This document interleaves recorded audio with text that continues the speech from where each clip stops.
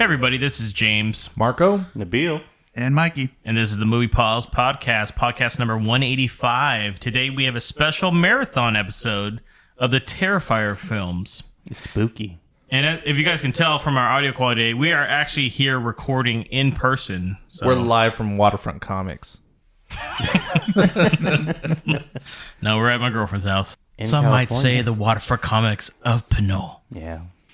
So we haven't recorded in person in a while. It's weird because we can look at each other while we talk finally. Yeah, Not through like a screen, what I'm saying. Yeah. So. But yeah, we're going to be going through, it's a total of 4 movies. So let's start it out, guys. So before we do begin, guys, none of you guys saw these movies before, right?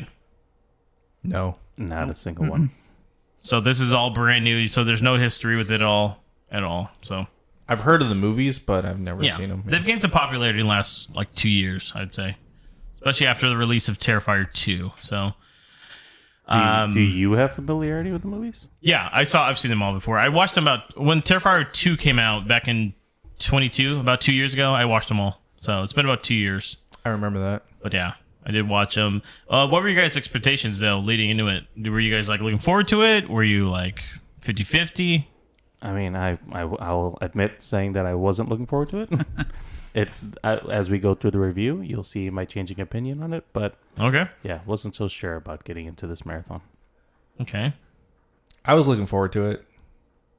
Like I said, it's popped up, on social media, Oh, yeah. just browsing, and it looked interesting. Yeah, I'm into the genre, just in general. I just watch a lot of these kind of things anyways. I'm not sure why this kind of passed me up, but yeah, I was looking forward to it. Mikey, you're in the fucking movie. What are you talking about?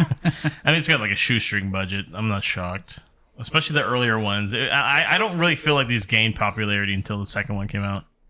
So let's jump it in. So our first movie, a review of All Hallows Eve. Babysitting on Halloween night? That's just asking for trouble. Yeah, tell me about it. It's already been quite an eventful evening. Some creep slipped a videotape into Timmy's candy bag while we were trick-or-treating. A videotape? You should see what's on it. Hey,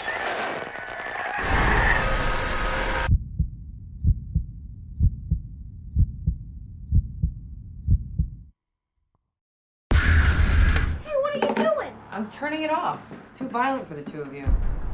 Do you think that clown was real? No, it's just make-believe. Demons, witches, monsters, that doesn't exist. Please!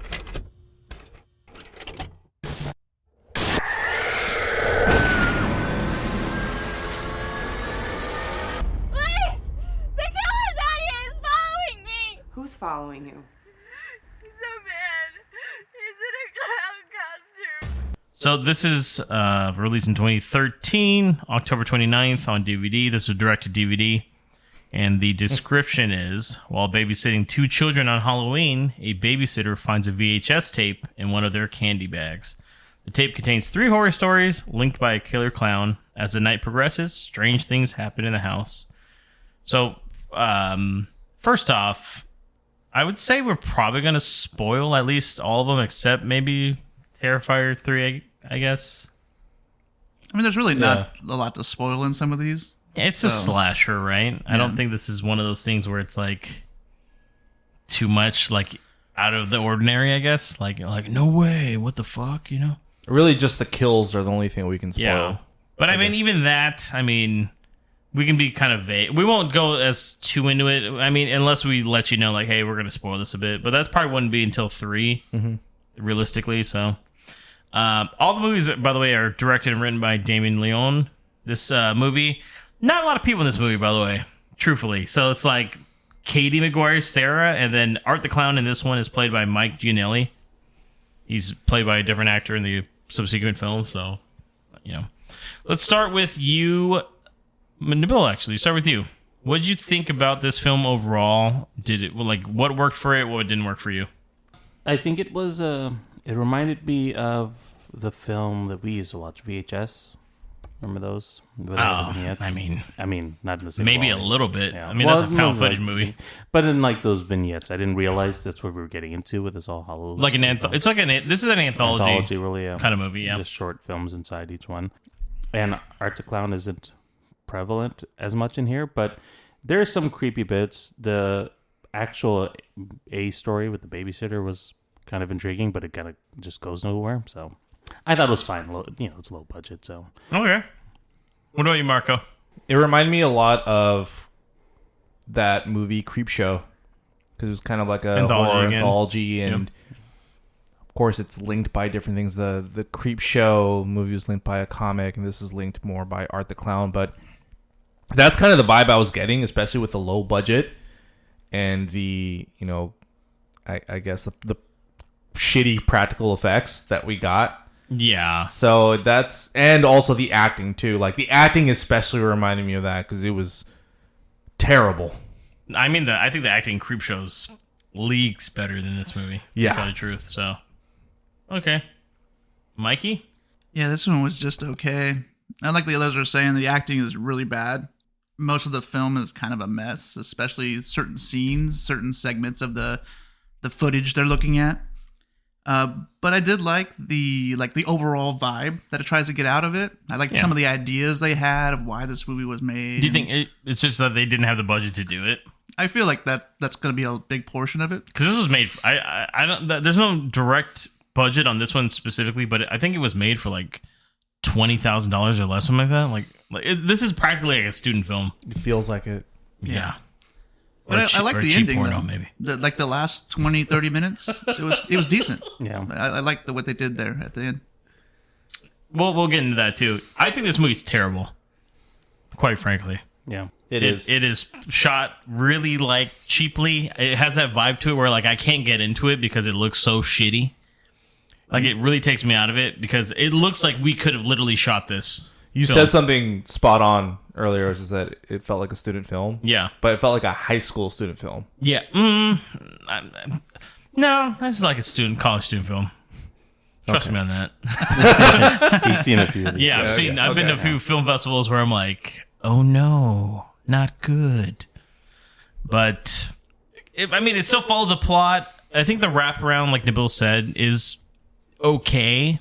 It kind of leads to just like showing you like Damien Leone's like sick, twisted mind of like, hey, I don't care if you kill kids. Fuck it, And some of the stories were okay. One of them I think is fucking absolutely terrible. And I guarantee we all probably have the same one.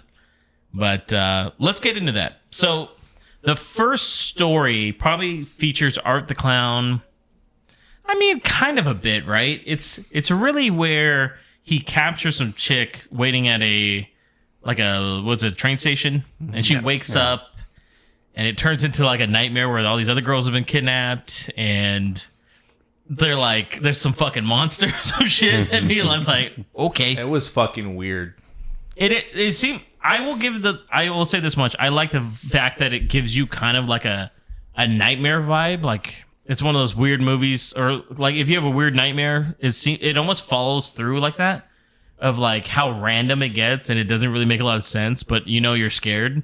That's kind of how I saw it as. That one reminded me of Creepshow the most. Did it? Because there is a story similar in that series where there's like a monster, and it's like kind of like it didn't look like the one from this one, but it just reminded me of that where like you just see snippets of it until the very end. Yeah, and truthfully, when they reveal it, I didn't think it was that scary on this one. I was like, and it looks terrible. Yeah. So, what did you guys think of that first one overall, though? You guys jump in. So I was thinking that it set the bar where we're looking at for this film, and like, okay, I see where we're going and what the quality of what we're watching is. But I think that, like you said, James, like it just doesn't really. I feel like the way it ended was really just kind of like abrupt. Like the crazy shit was happening, and then we're like, well, that's okay, kind of that's kind of all of them, though, right? I was like, why? Can we just finish this out at least? And then I was like, I need to know what's her background. Right, a little bit. Who is she? Why is she at the train? Why is Art the Clown here? Just there. Yeah. Well, that's actually something I liked about that one here. like I said, most of the scenes are kind of a mess, but this one particularly, she's sitting at the train station just waiting, and he's just sitting there. And I just feel like he has this vibe where it's just very unsettling as soon as you see him. Speaking of which, I want to take a quick break real quick. What do you guys think of Art the Clown overall? Like, compared to, I mean, they're trying to get him into like a, he's becoming iconic, blah, blah, blah, you know? Like, do you like the vibe of Art the Clown? Let's start with you, Mikey, because it's your thought on it, too. If we're talking about this film specifically, or overall? Ultimately, we don't have to jump in. We can talk about how it progresses, but, like, what do you think? I guess maybe just starting with this one, maybe. I mean, in this one, he's really like a supernatural being, and he's just like a presence. I didn't really like him in this particular movie. And later on, we'll obviously talk about it a little bit here, but yeah, he's really not super satisfying in this one, other than a couple scenes. I got you. Mikey? Oh, no, Marco Nabil, sorry. I kind of agree with Mikey, and that's mainly because he's used sparingly in this first one. Yeah. He's the connecting being of all three stories, but it's kind of like, for example, this first one with Casey, like, he sort of just disappears once that monster appears, and I'm like, oh, is he like it, where he turns to like monsters and shit? Like, because I knew nothing about Art the Clown. Yeah. So it's like, not who you be. It's a cool intro to Art the Clown, but it's not a strong introduction.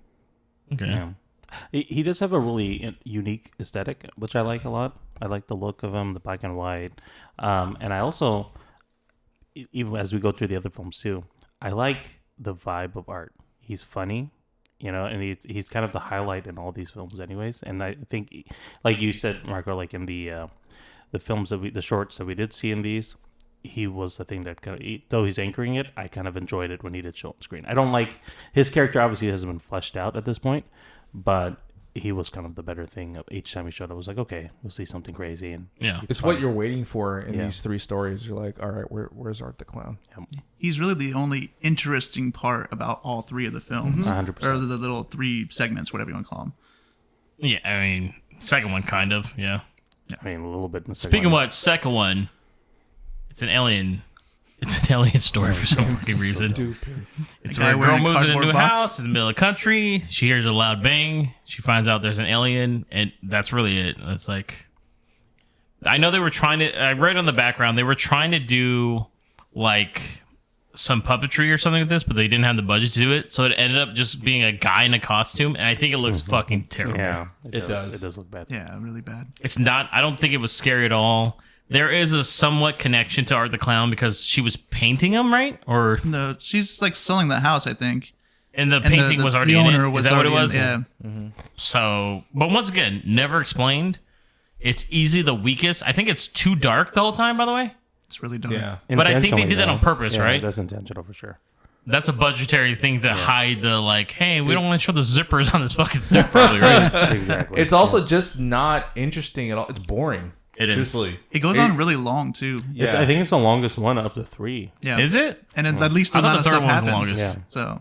Yeah. So, Okay, I mean, that's all I had to say about it. There wasn't much to talk about There that isn't one. much. No, that it was terrible. Fucking terrible. Yeah. That was the one where I was like, this one is absolutely the one where if you have to skip a segment, it'd be this part. I see why they put it in the middle. Yeah, they probably filmed it and were like, fuck, it sucks.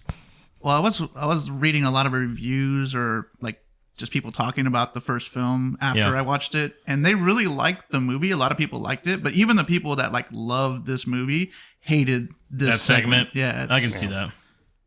So then the last segment for the VHS anthology parts is where costume designer is driving through, stops at a gas station where Art the Clown has apparently spread shit everywhere in the bathroom.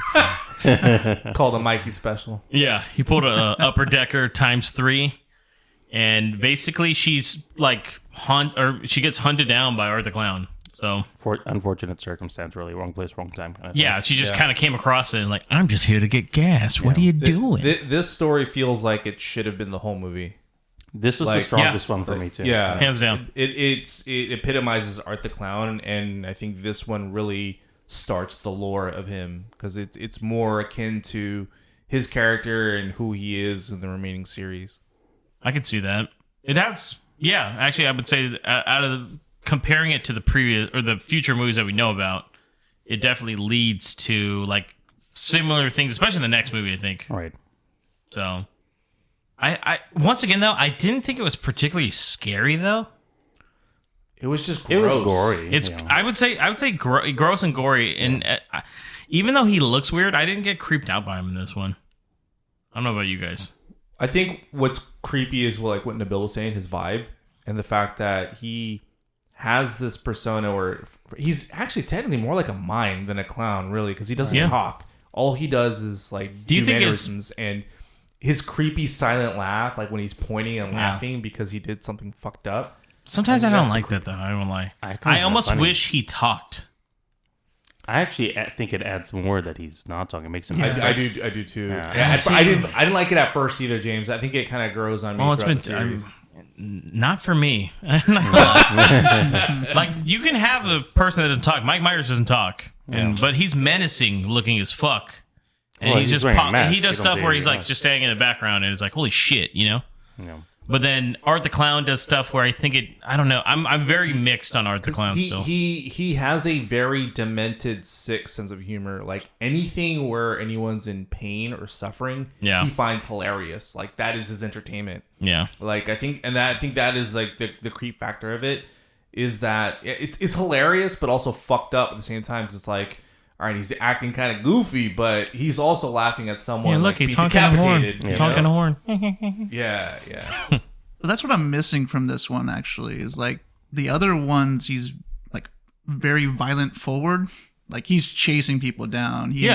And they don't really do that in this one. He does gross stuff. He does violent acts, but himself is not super violent just as a nature. This one, for the most part, though, is actually not really connected to the other movies. It's not even technically canon. Right. But the reason I brought it up is because it's such a prominent film where he technically... Because it was like a short first, then they took some... He did a few shorts, Damien Lowe, and then he made those into this film, basically, like stretched out. So that's kind of the vibe of the whole thing. So I was like, it might be best. That's why I was like, a lot of people skip this movie. Like, they don't go through with it, so... And then lastly, the wraparound. I'll start with you, Neville. What did you think? Like, it's the overall story with the babysitter and the two kids that can't act to save their life. God, they were fucking annoying. I know. As soon as I saw it, I was like, Marco's going to have a problem. Dude, with these especially the fucking boy. I'm like, dude, shut He's the like, fuck my parents would let me watch that. But he's intentionally a little shit, though.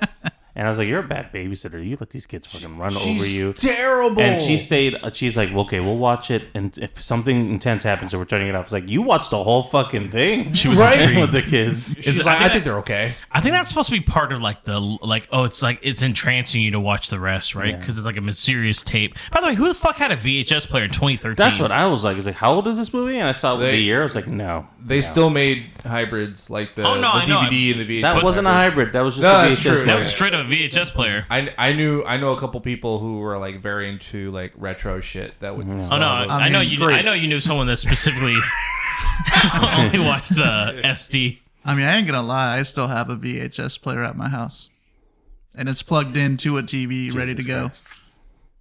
Well, some people, I mean, he's a collector. That's what it is. Okay, cool.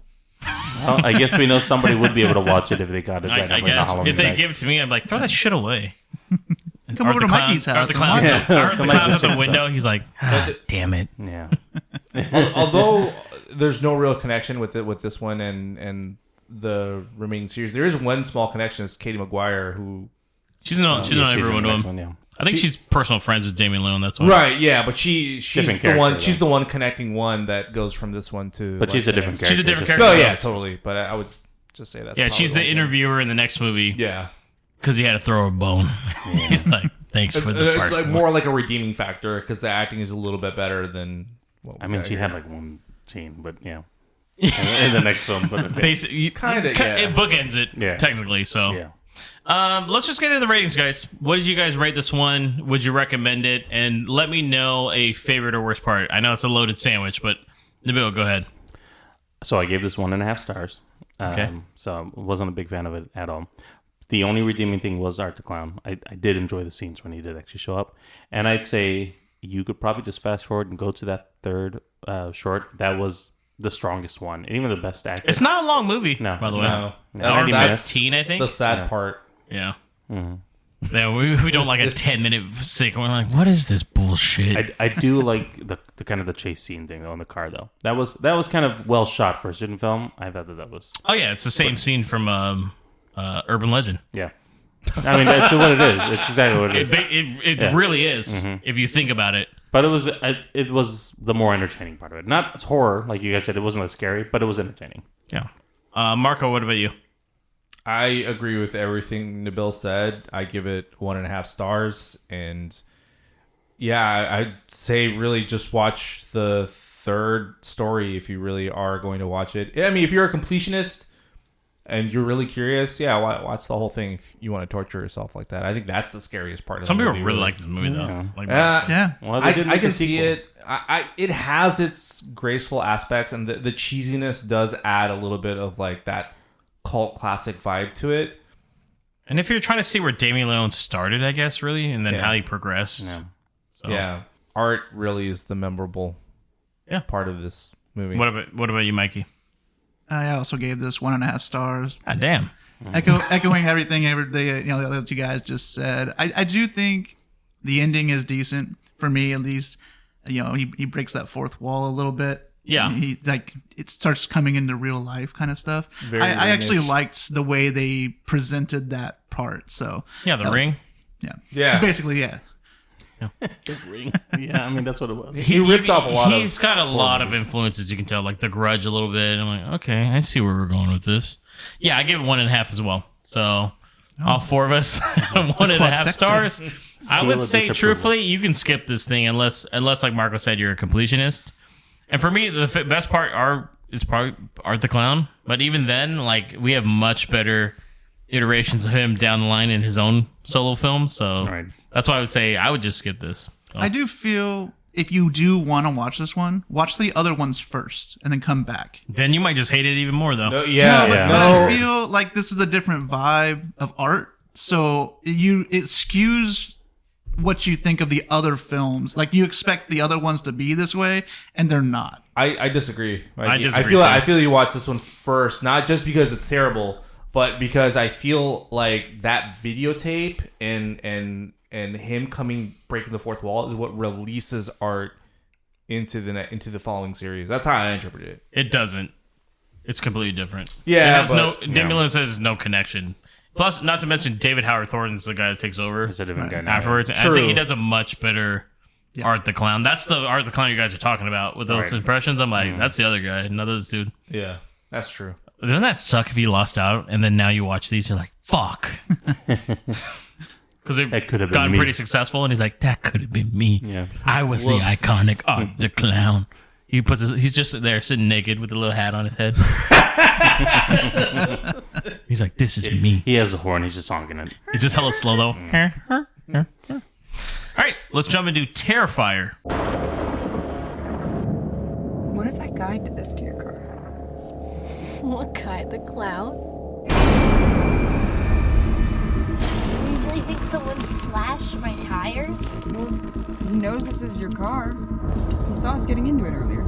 Hey, handsome! Cut it out. My friend wants your number. Kill you. What is it, Tara? Dawn and I are sort of stranded. She has a flat tire and no spare, and I was kind of hoping you could pick us up.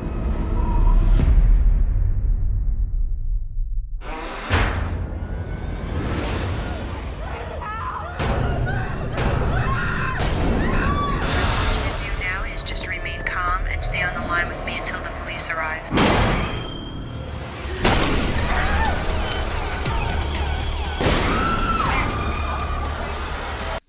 So this is Terrifier 1, basically. This was 60% on Rotten Tomatoes.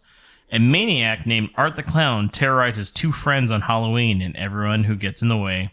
Once again, directed and written by Damien Leone. Released on October 15, 2016 at the Telluride Horror Show Film Festival. And then it was released March 15, 2018, limited. With a budget of $55,000, this actually made almost $500,000, $416,322. So for the most part, pretty successful for a smaller film. This stars Jenna Cannell as Tara, Catherine Corcoran as Dawn, Samantha Scaffoldi as Victoria, and taking over Art the Clown going forward from here is David Howard Thornton. I'm going to start with you, Mikey. What did you think of Terrifier? It was okay. I liked it much more than All Hallows Eve. But it's kind of one-dimensional as far as the storyline goes. There's really not much to grasp on. It's definitely a $55,000 movie, right? Yeah. But I do like some of the stuff they did with Art. He actually has his own personality now in this one compared to the other one. So I like what they did there. And they actually give away a little bit of the slasher tropes. Yeah. They do a little bit of different stuff in this one than they do in the standard slasher film. So I do like that as well. Gotcha. Okay. What about you, Marco? It's bigger budget for sure. Yeah. I mean, not by much, but you get more kills from Art, which is nice. It's a little bit gorier. Yeah, definitely. But it's still, for me, it's a little slow at first. A little slow pace. A little too much. Once again, not a very long movie either. No. Yeah. I feel like it takes a while for the story to get going and for Art to get more involved. Yeah. And you think it's because it's, giving you more character development from the two main people, Tara and Dawn. And it doesn't. No. It's just, they're just talking and it's just like, okay, this is boring. This is like a drunk Tarantino scene. Kind of.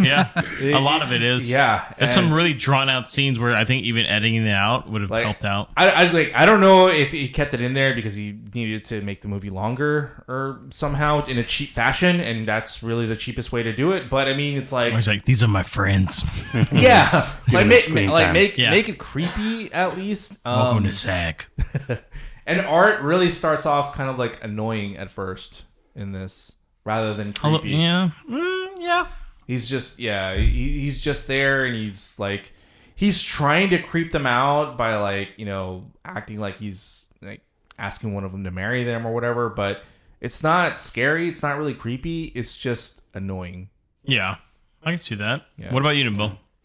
I actually like how they introduced Art in this at the beginning of the film, At him the kind of walking in Italian pizzeria. Yeah, the with pizzeria. the guys. I guess it's Super Italian, right? Right. Yeah.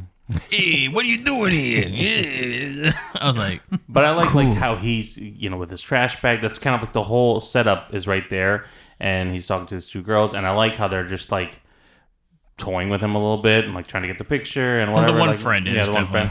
But I didn't hate that as much. But yes, that scene goes on way too long. It could be way tighter. It's 20 minutes. Yeah, it's the first act of the film essentially.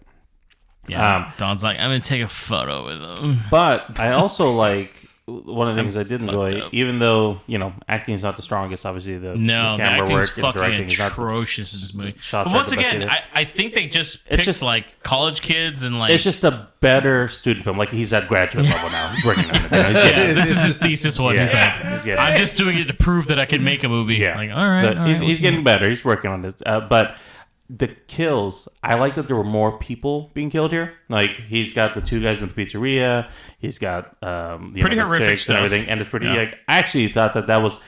I mean, it's gory for me too, but also the setup with how setting the cadence of how violent this clown is was very much apparent in this, and how he goes about it, and even in when they're in the warehouse and the shit that he does there, it's.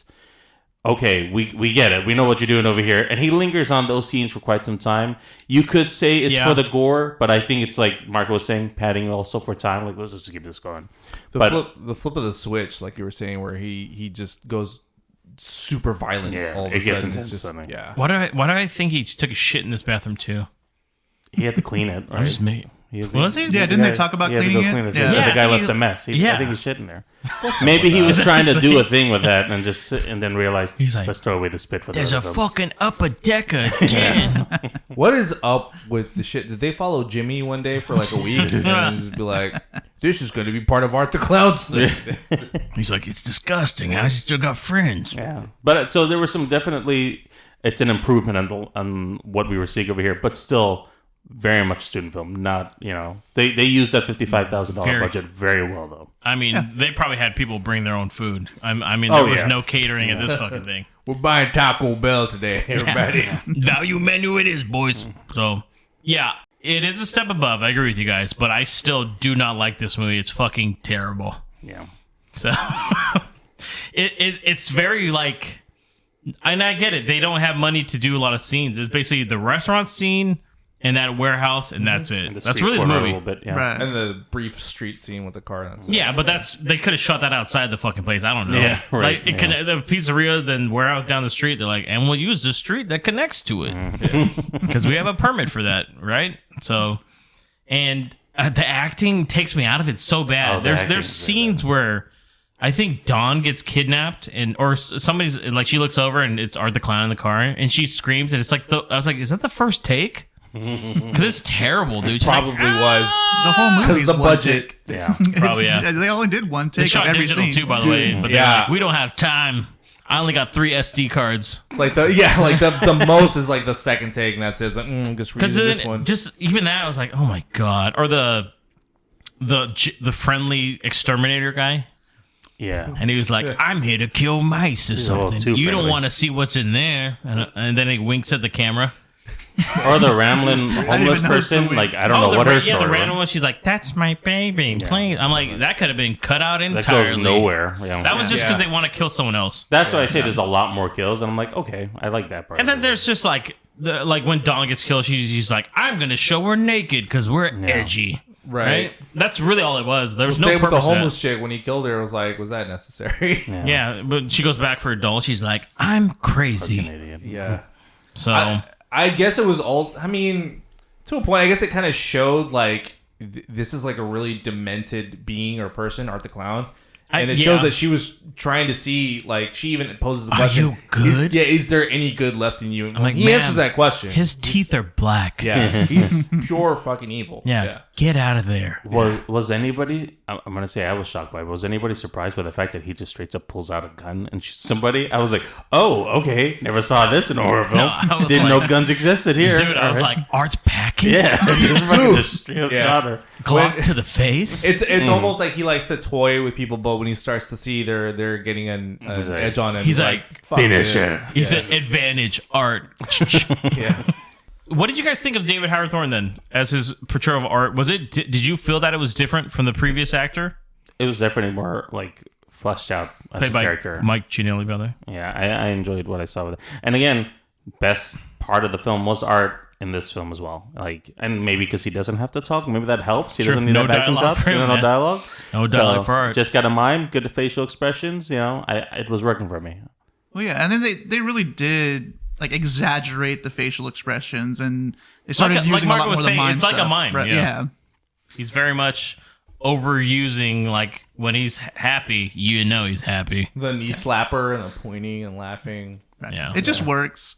And this one, he does get a lot more violent as well. That's where we kind of alluded to before. Like, he's not the same kind of character. Like, now he is that super violent, slasher-esque kind of person. And he just goes a little bit more for the shock value. Yeah. Did you guys think Tara was going to get shot in the head straight up? No, that was not. That's what you're talking about, right? Yeah. You're like, my What the God, fuck? isn't she the final girl? Yeah. No, her sister Vicky is. Yeah, and that's what I like that too. It's like they kind of put a little twist on it. You think she's going to be the final girl. She ends up like dying halfway through the movie, and then they like, hey, here's another final girl. Now Vicky's here and she's confused. I like that too. Yeah. I like that it's you're not sure if anyone is safe, and that actually is a precedent even in the previous film All Hallows Eve, because he's not afraid to kill the kids, which usually in horror movies they are, unless you're Steven Spielberg, because I mean he fucking killed the kid in Jaws. But not many people have the gall to do that. So it's like, I mean, I almost feel like anyone can go. I almost feel though like it's done in a way to make it like just trying too hard to be edgy. That's how I felt. A bit, but it's like self-aware. Like, look at us, we're grindhouse filmmaking and shit. Look at us, graduate level film school. What did we just say? Like, he's trying to prove himself. James, you got it. That's true. Yeah. Yep. Yeah, I guess. That's really all I got on this one. So, what's your guys' final thoughts and ratings? Start with you, Nabil.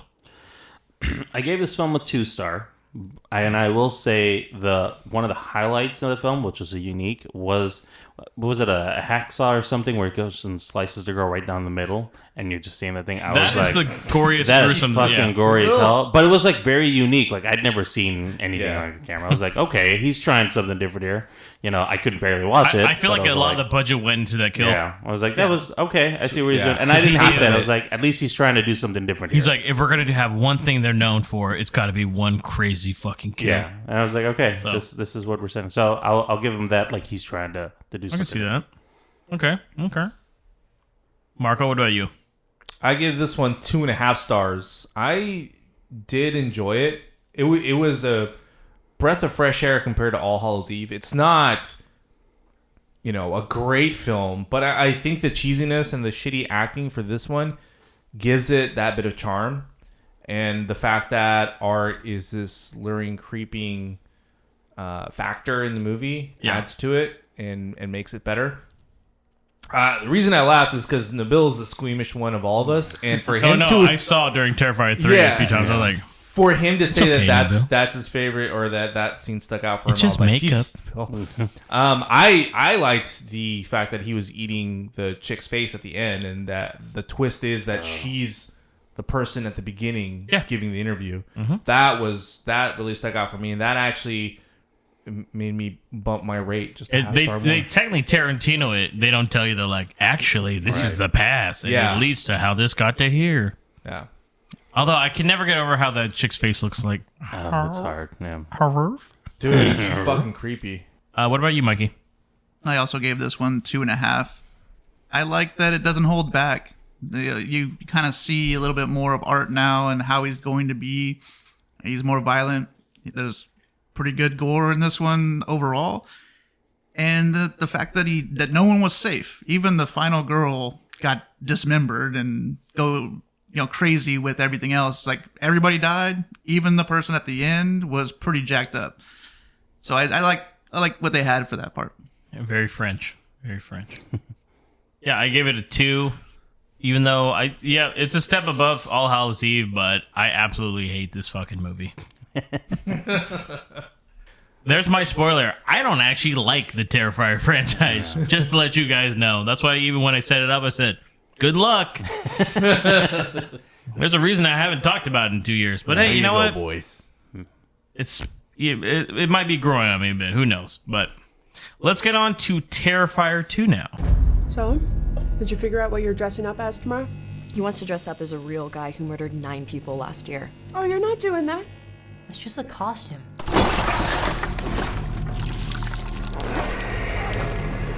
You think that guy's still out there? What's up with you and this clown all of a sudden? You're like obsessed. They never found his body. What if he decides to come back here? I wouldn't worry about it. Wait a minute, aren't you that guy from the costume shop? Sir, what are you doing? It wasn't me. He was covered in blood on his shirt and his hands when he got here. I'm telling you, it was him, Allie. Right down to the little black dot on the tip of his nose. You're really weird, you know that? I believe him. About what? Something really bad's gonna happen tonight. No, I know when Jonathan's lying, okay? I could hear it in his voice. Something's wrong. Look, we're gonna have fun. Stress-free environment. Yep. Speaking of surprises, kids, we have a very special guest with us today. All the way from Miles County, please welcome Art the Clown. So, Terrifier 2. After being resurrected by a sinister entity, Art the Clown returns to the timid town of Miles County, where he targets a teenage girl and her younger brother on Halloween night. Once again, directed and written by Damien Leone. This was released on October 6, 2022 in theaters. This had a budget of $250,000. This was like a Kickstarter movie, by the way. And it made, on the box office, it was only supposed to be in theaters, I think, like a week or two, and they extended it out. It made $15.7 million. Jesus. So this was the jump. He's rich now, guys. This stars Lauren Lavera as Sienna Shaw, Elliot Folan as Jonathan, David Howard Thornton returns as Art the Clown, you have Sarah Voigt as Barbara, Kaylee Hyman as Brooke, Casey Hartnett as Allie, and Emily McLean as Little Pale Girl. I'm going to start with you this time, Marco. What did you think of Terrifier 2? Did anyone else want to call him Jonathan the whole fucking movie? I can't fucking stand that kid. He's a dweeb in this film, and probably in real life. Let's be real. So I thought, well, if we're jumping into John, no, we'll talk about John in a sec. Go ahead, Marco. I actually enjoyed this one. I really did. I think definitely a step above the previous two. You can tell bigger budget. Yeah, not by much. The acting improved, not by a lot, but it was a lot better. And again, it adds to the charm. There's no like big name people in any of these movies until some slight cameo, maybe. But even then, that's not a real actor.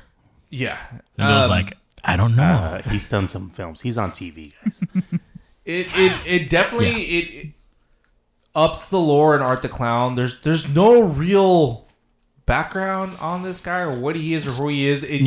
It randomly becomes that he's supernatural now, which they did tease in All Hallows Eve to a bit, but again, that's not really connected to the series. I want to say almost that maybe they had some like, because they were like, we want people to really dive into this character a bit, so like we have to add a little something, right?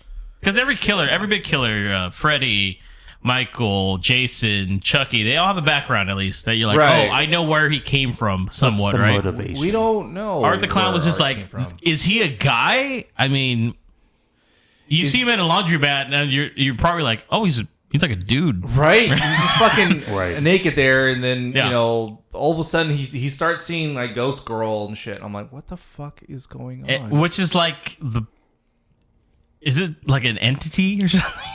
Yeah. Even after the third movie, technically, still don't really know. Yeah, but overall, I enjoyed it. This one felt more like a, I guess, classic slasher mixed with a supernatural horror movie, and I think it did it well. Okay. Art is even more fucked up in this one. I feel like he just keeps getting more and more fucked. Just when you think like he's done like the most fucked up thing that you could see, it's like, no, he's gonna do more fucked up shit. Yeah. And you're like, Jesus, man, this is fucking ridiculous. But at least we get more from the characters. We get a little bit more background from them. There's more character development. The scenes actually breathe a little, and they don't necessarily overstay their welcome to a point. And I think the movie flows better. Yeah, cool. What about you, Nabil? Well, Damien now is like an auteur, right? This is kind of his thing. He's over here now. He's figured out what he's trying to make. He's got a little better budget, so a little bit, yeah. This is at the point. This is 4 times the budget he had, right? Yeah. So and he's making again. He knows how to spend his money well because he's making it work for what he's got. Yeah, like I said, they maybe had catering in this one. Yeah. They're like, we're going Burger King. But I think that I was expecting exactly what James is saying. Like, I was hoping to get a little bit more on his motivation at this point. This is where I'm like, okay, I've seen 2 fucking films of this guy. I need to understand why he's doing this a little bit. Just give me something. Bill's like, I'm going to fucking stop watching these if I don't know what the fuck. What's his name? What's his real name? Why do they call him Art the Clown? So, I think this is the film where Art really comes in his own. Like, David, who's playing the character, is really more animated with him. He's got the gesture. He looks better too. Like, he looks better. So this is peak where like, okay, I like the clown. Like, I'm okay with this. And the next films we see, like, I'm in it for that. The story itself, yes, there's a little bit more character development, and they go into a little bit more with who's killing, but there's not as much kills over here. You start a little bit in the beginning. There's a lull in the middle a little bit, and then you get a lot more at the end. That's why I feel like it's pretty intense. No, the violence is still like intense, but I'm saying like the number of kills compared to like the last one where we just had people just to kill, they just doing people, not exactly the same thing. Do you not remember the Art the Clown song where everyone's just dying in that scene? Yeah.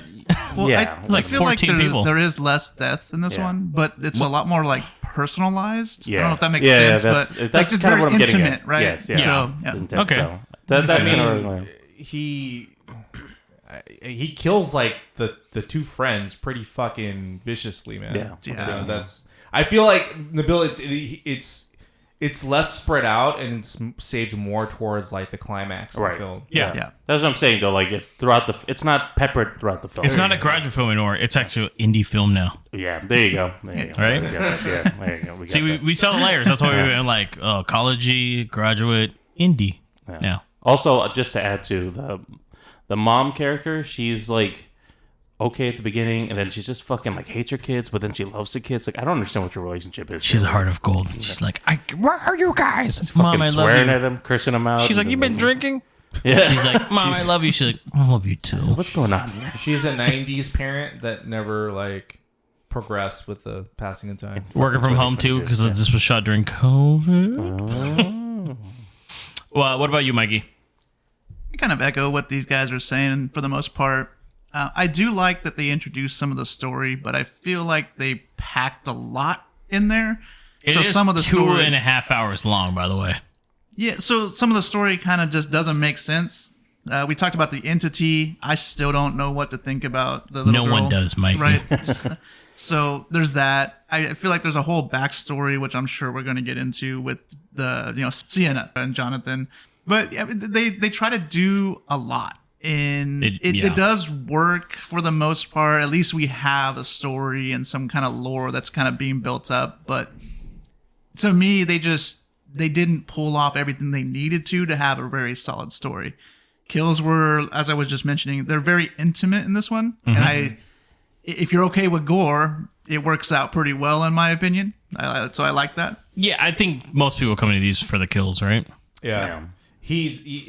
I do agree with the kills, Mike. They're more intimate. He takes his sweet time. He tortures them before he kills them. This is where he's really playful with them, maybe because they had the budget, and the other one's like, no, you can tell. Mm-hmm. Yeah, it's because like they were successful with their funding for it, and I think that's why there's like a 2.5 hour. He didn't intend for it to be as long, but he shot a lot. He's like, I'm just gonna keep it in and show, and you could tell it could have been edited down.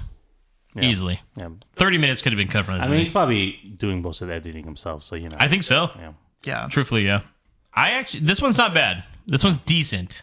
I'm still not a huge fan, but it's definitely a step up from the previous two films. I think what works is that Sienna is the final girl, right? Mm-hmm. And you actually have a main lead now that's throughout the film, not just killed off halfway through and then introducing a new character, right? So we get to see someone from the beginning to the end. You actually care about her because there's some development to Yeah, there is some character development to her. She's got a past. Her dad was abusive, I guess. We don't really understand the dynamics. Even after the third film, I was like, okay. No, something happened and he became like mentally ill. Yes, and there's like then he ate his gun. Yeah. Then fuck. She has a magic sword, and it's like connected to Art the Clown because her dad was aware of him as a like a entity or demon like creature. But for the most part, I think the kills are like over the top. Yep. Right. There's some shit in here that is like, whoa, if you're squeamish, I can imagine Nabil was probably covering his eyes. Were covered a lot of times. Yeah. I didn't see a lot of these kills. But I like the look of it. It looks way better. I think it actually starts looking like a real indie film now. You have different locations, which is crazy. It's not just we got house scenes, we got school scenes, we got the little circus thing at the end. We have a montage where she has a dream sequence that's maybe real, where it's got this little song that goes on that comes back even in the next film. So it's a nice little callback. I think it works. The acting, though, still pretty terrible. Better. Sienna's not bad. Don't get me wrong. The brothers shit. Jonathan is the worst. He's the weakest. Okay, let's talk about Jonathan real quick. Jonathan's fucking weird, right? I mean, he loves his sister, I guess. So that's sweet. I mean, if there's a school shooter, it's this kid. Yeah. This is the kid, right? And he's like, I don't know, but this is my life. And he's researching weird shit. I'm like, hey, get this guy help because this kid. Something's a little off. He wants to dress up like Art the Clown. I'm like, what the fuck? But he did that because, like, his dad had a picture of Art, right? So he's kind of investing that time. No, it's because the killings. They know about Art. Art killed himself. But that's what started his research, is because his dad had a picture of him. No, he did it because he feels like if he dresses up, it's like kind of like he's confronting his fears. Like if he dresses up, because Sienna says it at near the end. you think he's gonna spare you because you're dressed like him. He'll feel a connection with you. He's not. That's why he's doing it, because he's fucking deathly afraid of him. Maybe that. I thought it was like Scream, where everybody after Scream, like, I'm going to dress up as Ghostface now because it's cool. Kind of like that too. Because it's this plot from Scream. I mean, yeah. I can tell you every movie. It's a little Scream. It's a little Friday the 3rd. No, not Nightmare on Elm Street. Heavy. Heavy. Especially her waking up and everything's on fire. I was like, your dreams become real. Which, again, not really explaining any of that at all. Just go with it, Nabil. But you can't just... He's crazy. He's a clown. He wants you to go with it, but none of it's justified to me. That's where I'm getting a little frustrated with the character. I'm like, okay, it's fine. Give him all the powers. It's because his thing is... he goes for your fears, and his fears... Sure. For the one person, but why this? Because then now it's like... It's the plot of It. But for me, it's like, why this? Because the other films, they were random, right? Like, he just happened upon these people. This one is targeted. Is it because they're starting like a plot to kind of give you background more? So maybe I think this is the first movie that really starts to try to at least dive into something. Build a little lore for him. Even though, like Mikey said, he still doesn't know, but it's like, hey, he gave it to you, okay? Yeah. It's got to be loosely connected to the dad in some way or another, some shape or form. Like, he sort of tapped into...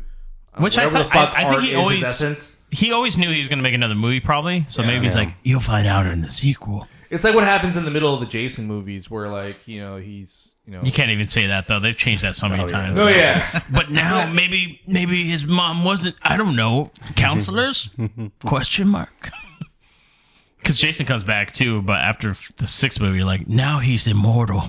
Who's the character he's connected to in like the middle three movies? Tommy Jarvis? Yeah, it's kind of like that, where it's like Art is connected to Santa's family in some way, shape, or form. But then the eighth film, they're like, but now he's connected to the girl with the psychic powers. Yeah. Wait, are we just got a dartboard and throwing it? Does Santa have psychic powers? Like, what kind of it's hinted that she's like the only one that can kill him, right? Well, she's an angel, right? Like, tell me that's not fucking an allegory for some shit. Like, she's supposed to say, it's very apparent here. Or Wonder Woman. I guess, yeah.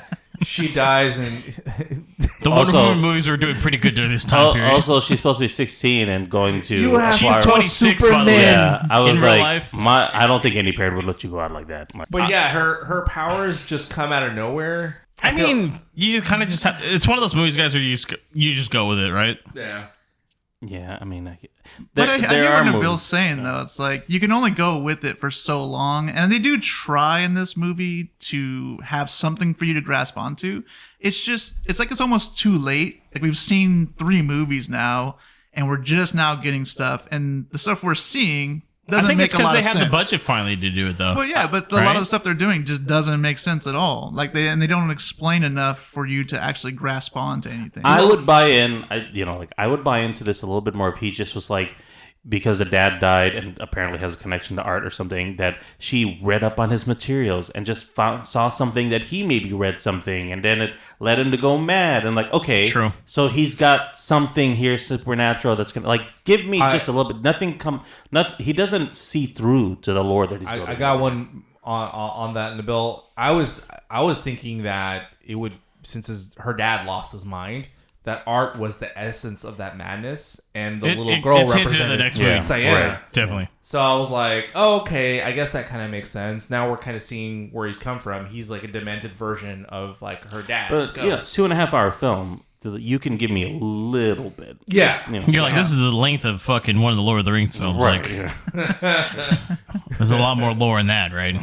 My God, Frodo. Just a little bit. It's the length of the dark night. What about the pale girl though? Like, really over the top. There are some disgusting fucking scenes with her that are like, ugh. Oh, where she shits herself at the laundromat? Yeah. Or just is like, just stuff coming out. I don't even... No, but it's like, that's one of the things I was kind of talking about a minute ago. It's like, you see this, and in the beginning, it's not really there, right? The guy at the laundromat is looking over. He's playing, patty cake with himself. He doesn't have anybody there. But then later on, Jonathan is saying, hey, we got to get rid of her. So it's like, is it real? Is it not real? Like, what's going on? What is it, a fucking possum? Yeah, right. And then out of nowhere, the teacher's like, your son's disturbed. I think they totally mishandled Jonathan I'm going back to him. Like, they made it seem like he's a fucking psychopath, but then it's like, I'm telling you, it's totally different by the end of the movie. Yeah. And by the beginning of the third, it's like, so was it a phase or is he a psychopath? It was a phase, I guess. I was honestly thinking that they were going to use him. He was going to turn into like Art, essentially. Like they were going to kill him off, but then he was going to become that.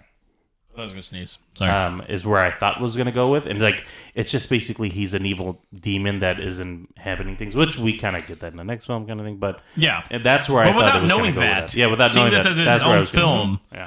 If we had a slightly better editor or edited, I'm telling you, it does not need to be 2 hours and 20 minutes long, right? Not at all. No. At all. Yeah. Hour 45 is a sweet spot for most horror films. BBJ is like, hire me. I mean, no, I couldn't edit this thing down. I don't like editing video. But the kills, I would say, though, is probably the highlight of this film with Art the Clown, where he's killing, like, he kills off the friends. She's with her boyfriend. That scene I thought was pretty good.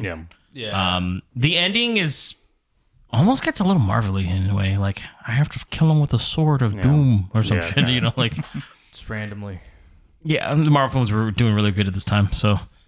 This is before they took a dip. I think they started filming this way in advance, by the way.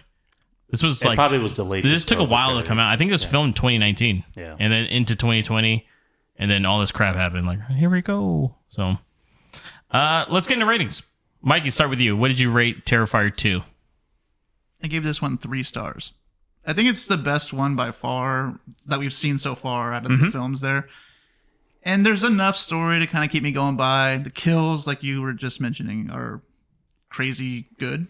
Yeah. So, yeah, I liked it. Marco? I give it 3 stars also. It's really enjoyable, even though there's a lot of plot holes, even though some of the acting is still, not up to par. I think that's still part of the charm. It's just an interesting movie to watch, and the kills are just fucking insane and out of this world. So, I think if you're into that, then yeah, check it out. What about you, Nabil?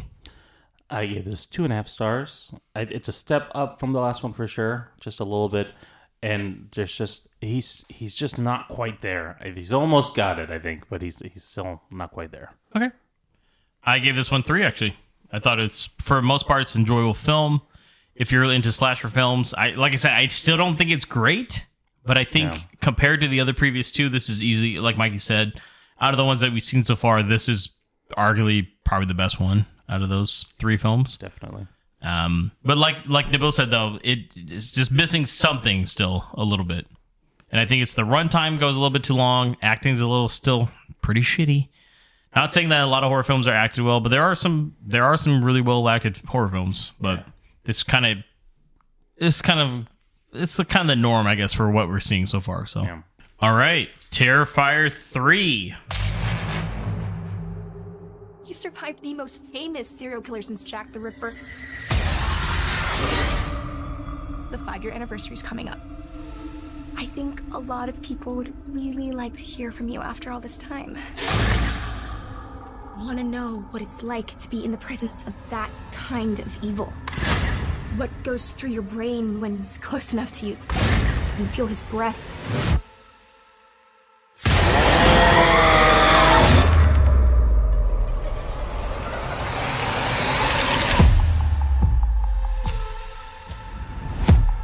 I saw him today. Who? How can you be sure it was really him? I could feel it. Who is this Santa? He's scaring my kid. Yeah, he's scaring me too. Hey, Santa's handing out presents!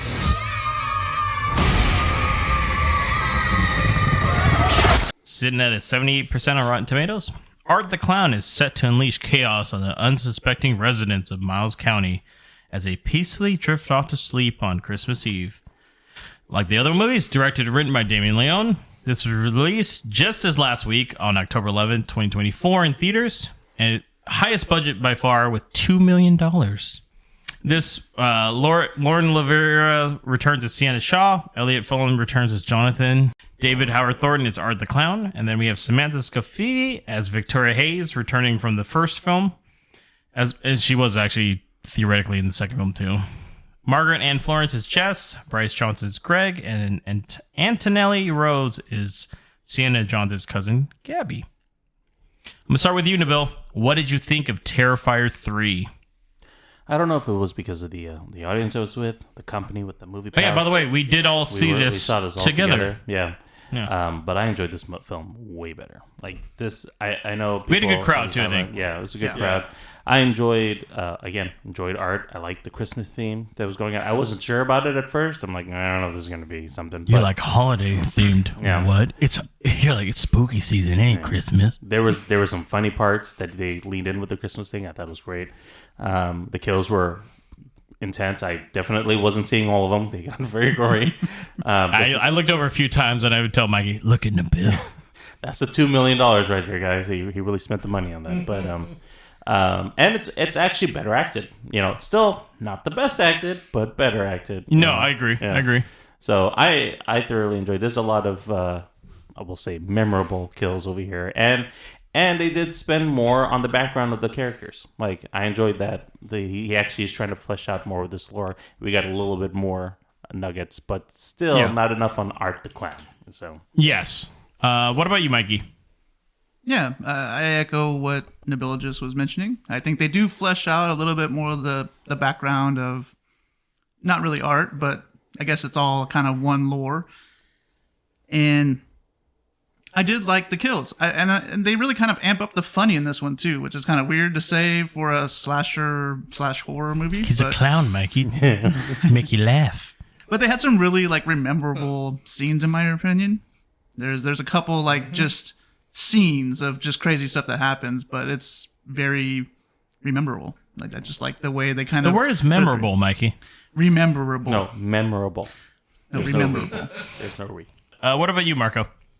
I don't know if it's because we all saw it together on a date, or quadruple time, baby, or the crowd. But I really enjoyed this one too, man. I think the experience definitely added to it.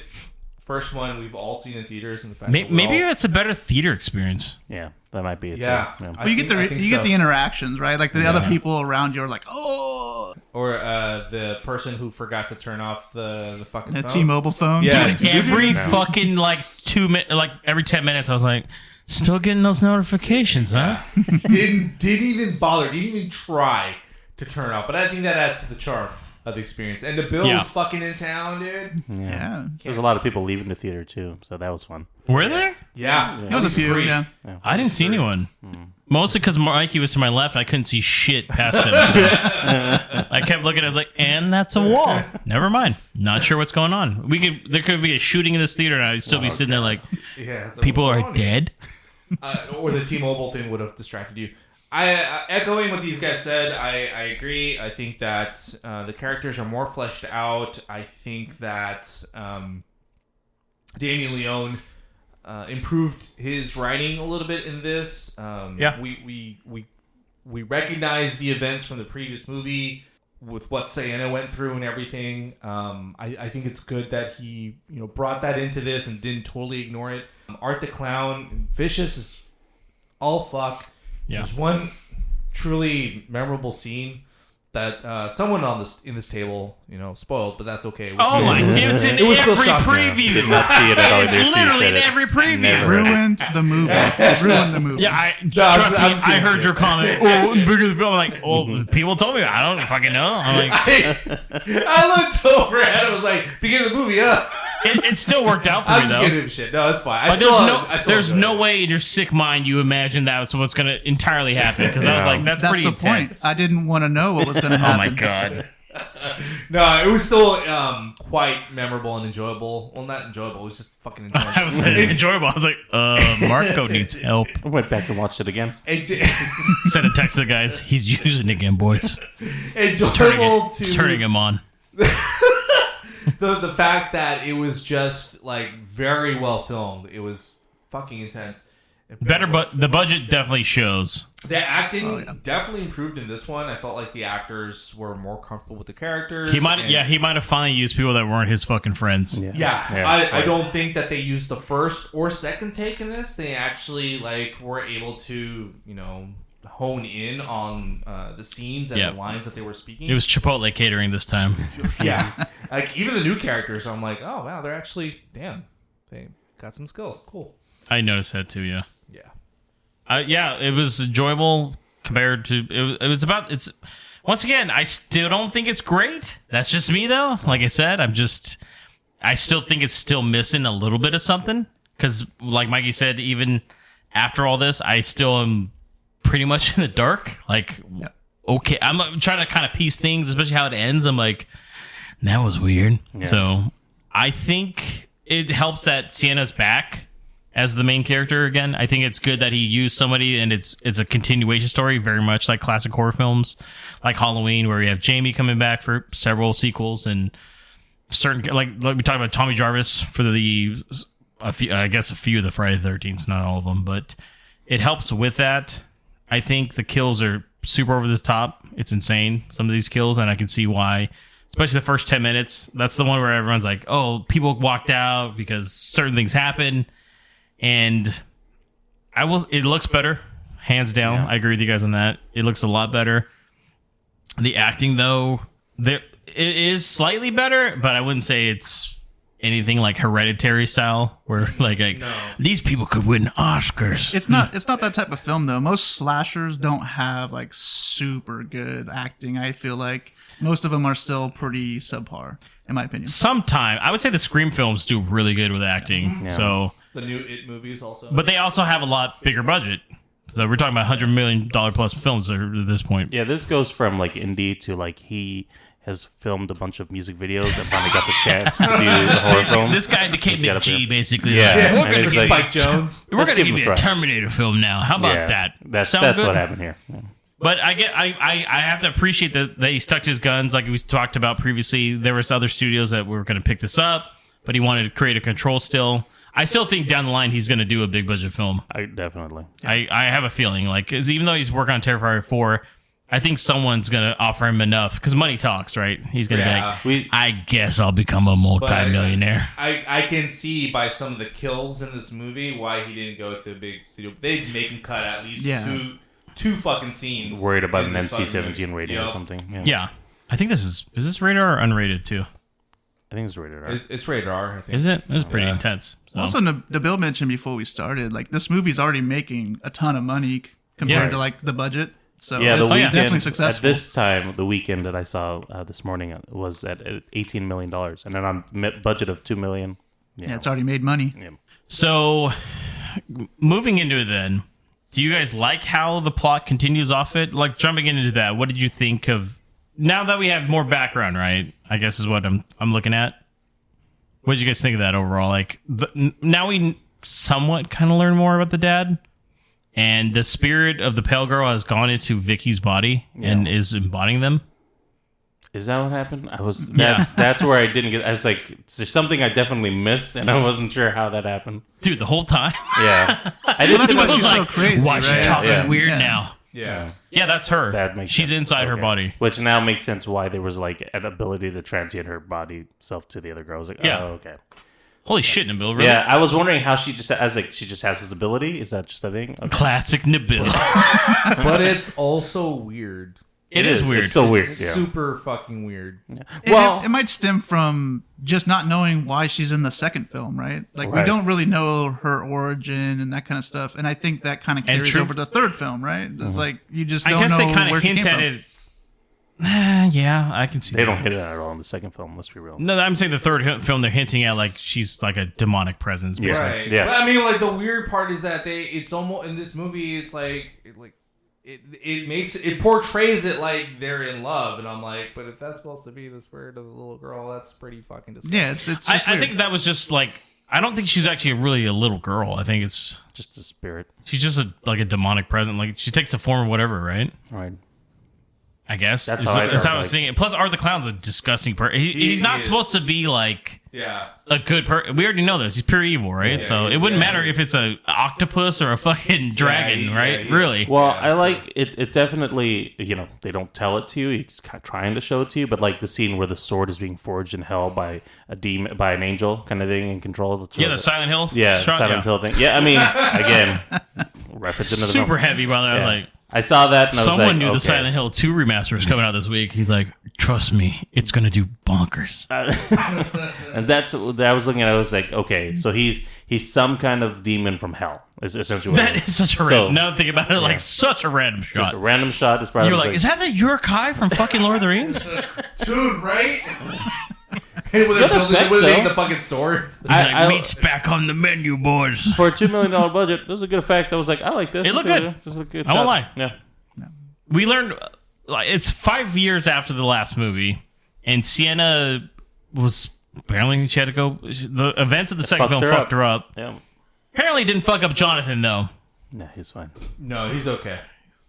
He's got a few things there. He's kind of jacked up still. So Jonathan, though, is the biggest pussy in this entire film, right? Yeah. Once again, every time he was on screen, I wanted to scream. Also, I guess they have reconstructive surgery for Achilles tendons now, because, I mean, that shit got chewed off in the previous movie. Yeah. I'm just saying. You can heal it. I guess. Okay. Well, we didn't see his feet. I guess. Okay. I mean... He's not limping, though. It's one of those things, too, where you're like, just go with it. It's because the plot has to happen, right? They're like, he has scars. Like, he should have fucking more scars. Like, dude, the scene where they're like, show off your scars there, and the Gabby's like, I fell and glass was in it. And I'm like, Gabby, you're a loser. It doesn't make sense that if he's that traumatized, why did she end up going to the hospital and he didn't? You know what I mean? I think because she was more heavily involved with it, because she's the catalyst to it all, I think. True. Or once again, the plot has to happen. Yeah. Because of and if reasons. they both went, it'd be too hard to explain. They're kind of showing like Jonathan's whole thing is like he got past it. Mm-hmm. Even though early on he wrote like a letter like, we have to kill the pale girl. I'm like, who the fuck writes that? Yeah. By the way. Yeah, that was like, I'm going to leave you a note. That was a weird line. I was reading that. I was like, why? Like, was that reference in the previous film that had to be done? Like, I think it's because he was one of the few people that could see her. Yeah.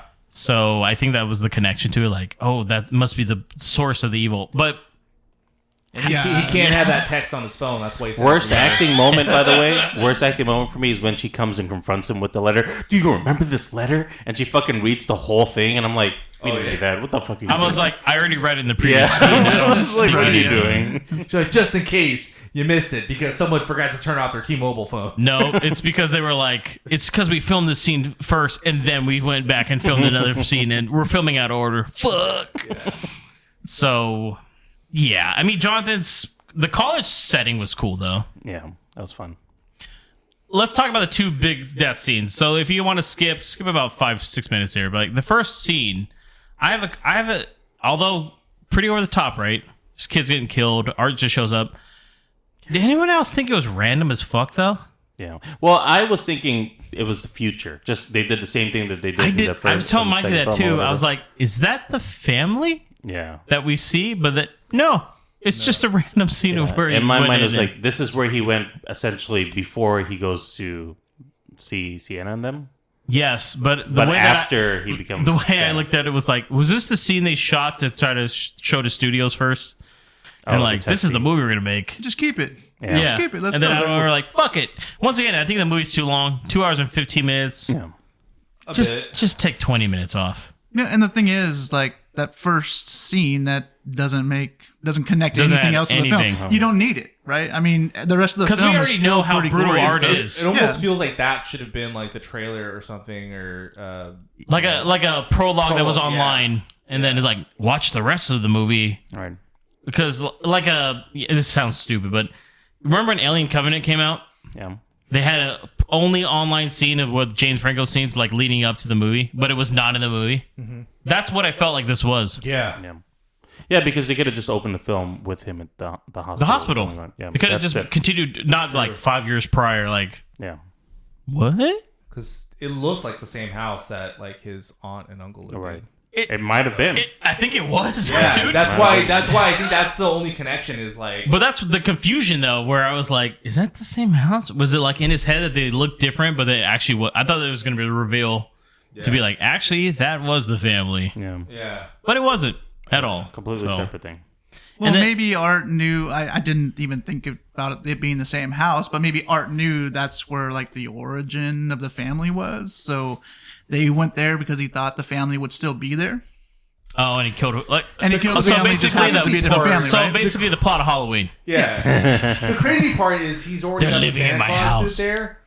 But then we see how he gets the Santa Claus suit later. And it's like that's what I'm saying. So that's why I was like, it's probably. What's going on here? Dude, you have to do like a ride Is this out. The Witcher season 1? Yeah.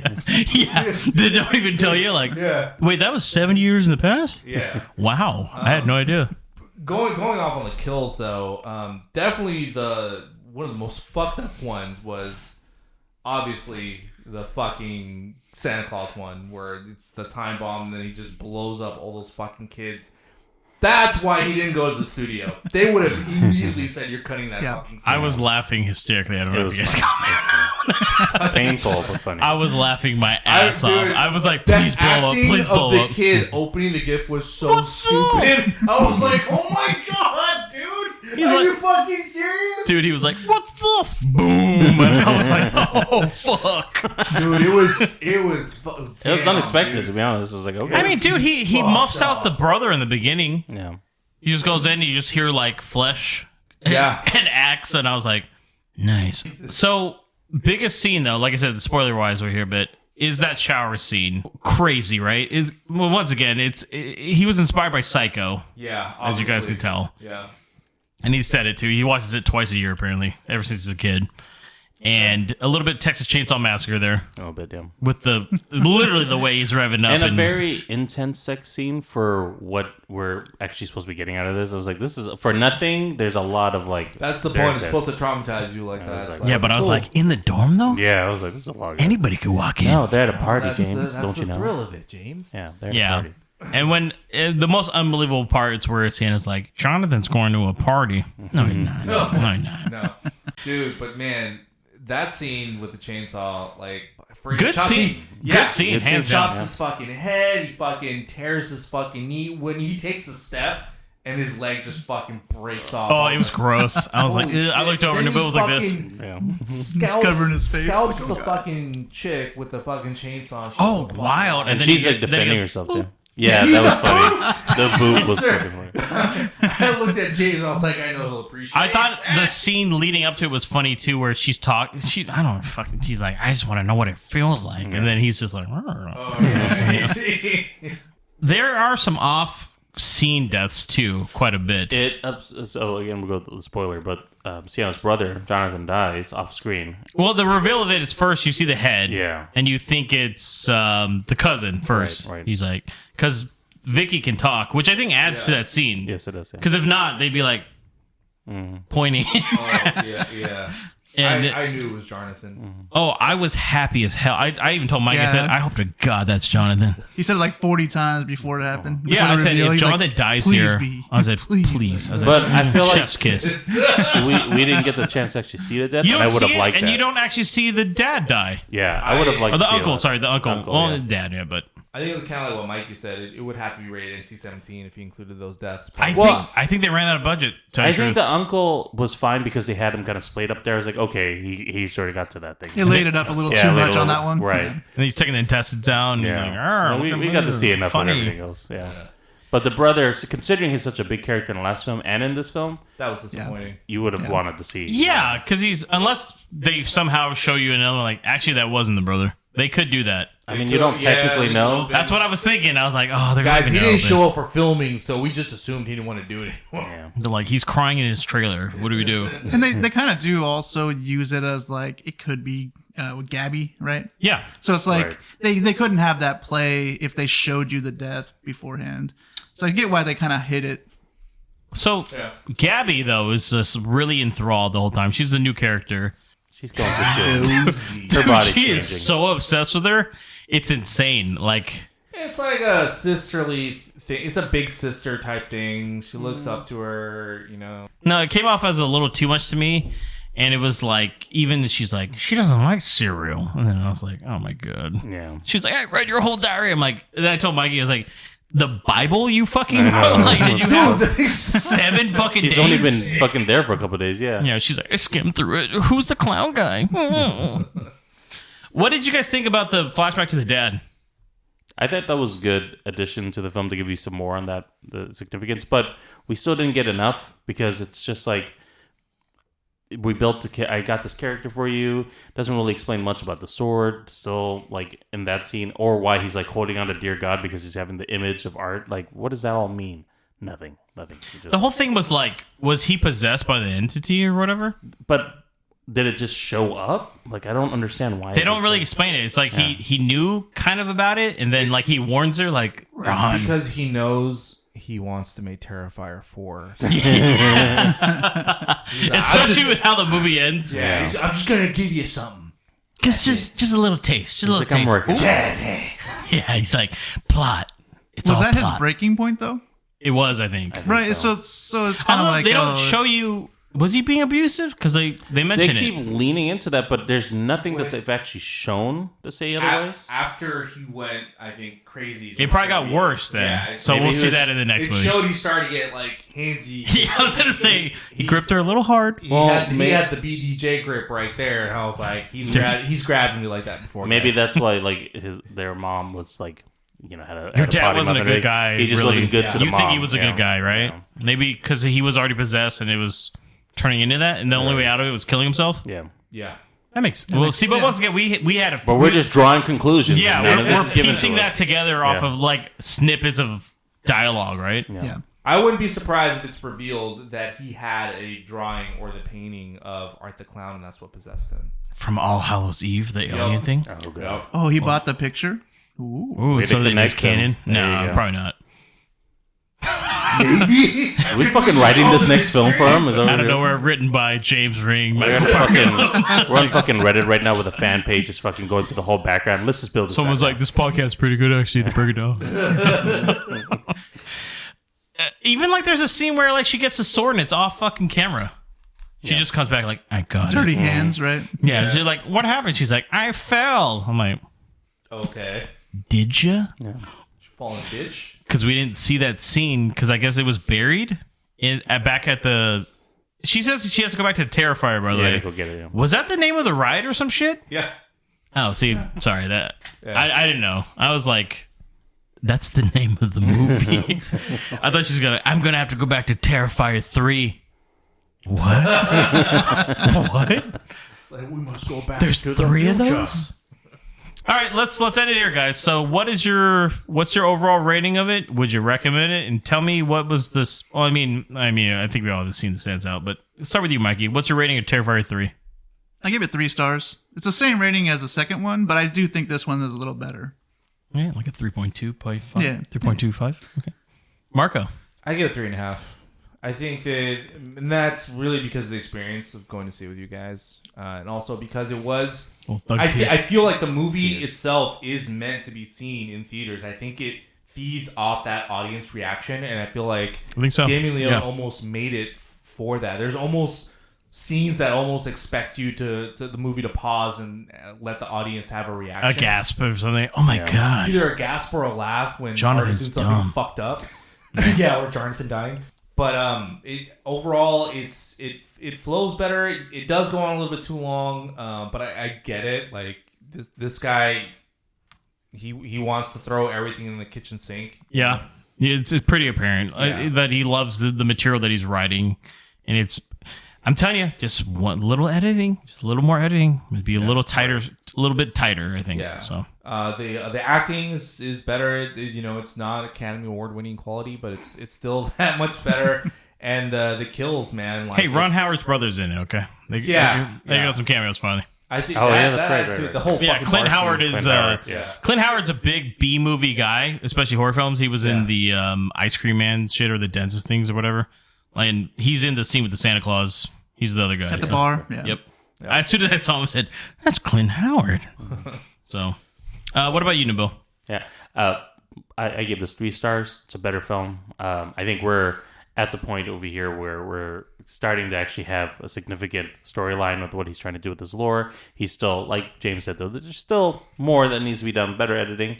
And I also just like Art the Clown even more so in this film than the other ones. Like, he's just more animated. It's funny when he's on screen. Yeah. He's doing stupid shit and is enjoying all the different kills that he's doing. And like he's the comic relief as well as a like cover your eyes if you don't want to see this shit kind of person. So it's like I'm I'm more interested in the clown. I need to understand a little bit more of his motivation. No, I know, yeah. You know. I'm with Mikey and Nabil. I gave it 3. It might actually be a little bit, like I said, like a 3.25 if we did those. Yeah. Not quite a 3.5, but I had fun. I think it did help the theater experience. Yeah. Maybe even Terrifier 2 would have been slightly better if we had seen it in theaters when it come out, but it's definitely the budget shows finally, and I think at this point they'll probably give me even more of a budget for the next movie, I'm assuming. But there are some really memorable scenes, kill-wise, gore-wise, in this one that I think a lot of people will talk about, especially if you're a slasher film fan. And I would recommend it, yeah. So that is the Terrifier franchise. But overall, how was your guys' experience with it? I'll start with you, Mikey. What did you think? Did you like it overall? Was it enjoyable? Yeah, I think I got out of it what I expected to.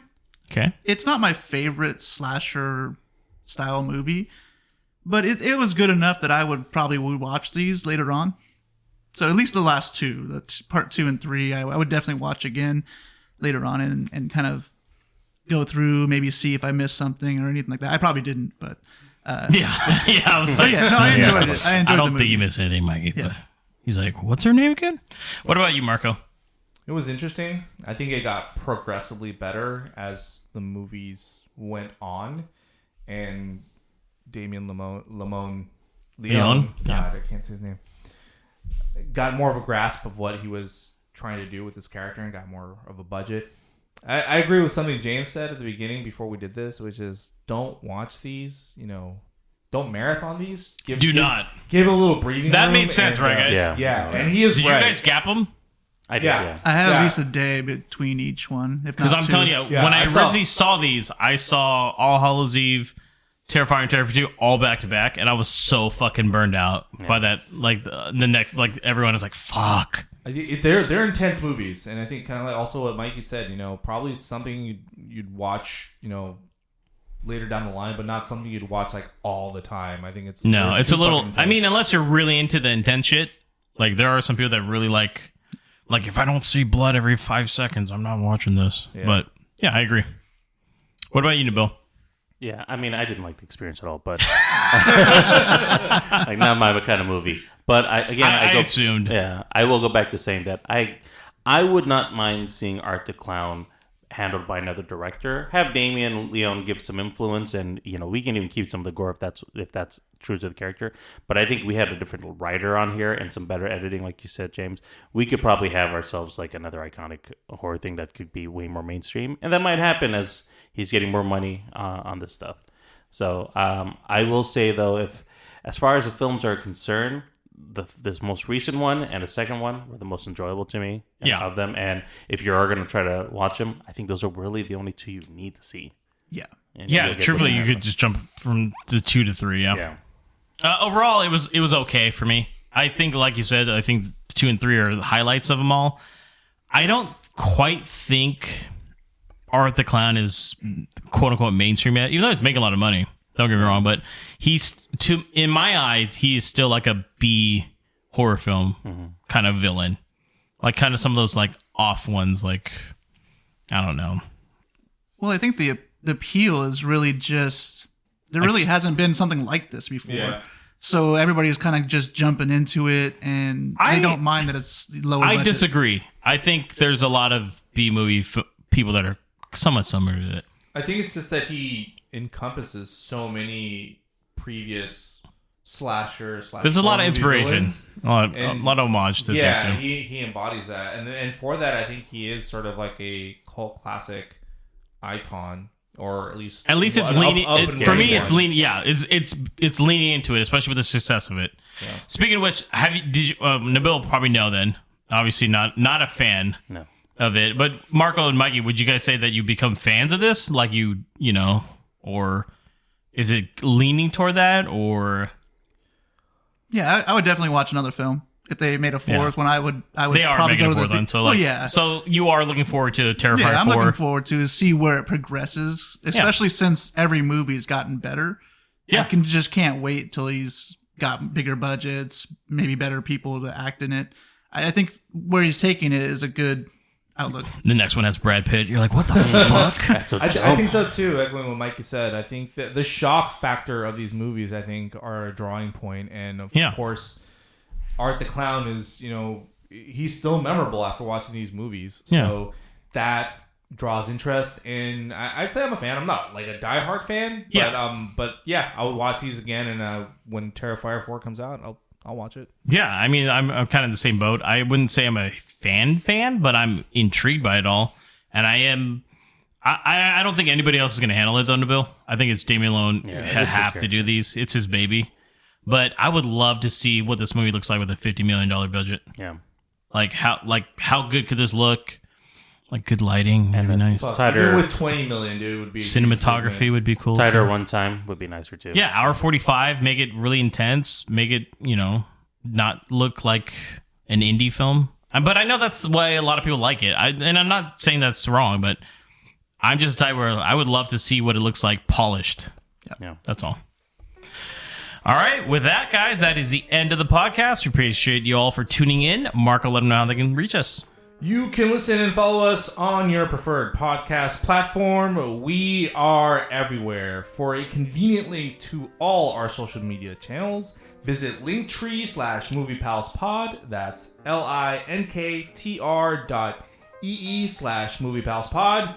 And remember, smash or slash that subscribe button, and you'll never miss an episode in this marathon or the next. Plus, catch us on TikTok for a sneak peek of upcoming episodes and more exciting movie content.